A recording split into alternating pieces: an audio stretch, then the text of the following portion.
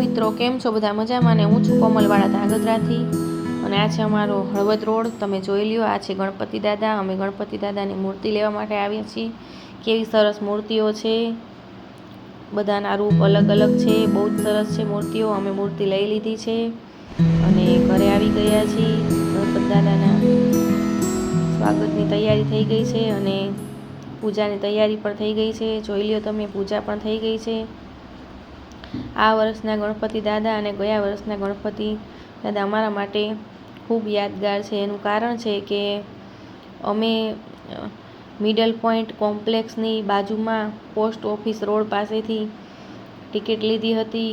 ત્યાં દર વર્ષે ગણપતિ દાદા બેસાડે છે, એટલે અમે દર્શન કરવા માટે ગયા હતા અને અચાનક જ અમે ટિકિટ લીધી. જે પ્રસાદી રૂપે અમે 100 રૂપિયા મૂકવાને બદલે ટિકિટ લીધી અને જે ટિકિટમાં અમે સરખું વાંચ્યું પણ નહોતું અને અમને કોઈ જાતની આશા પણ નહોતી.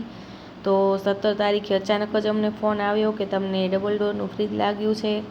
તો મને તો વિશ્વાસ જ નહોતો. પછી એના પપ્પાને રૂબરૂ કંઈ કહેવા આવ્યું કે તમને સાચે જ ફ્રીજ લાગ્યું છે.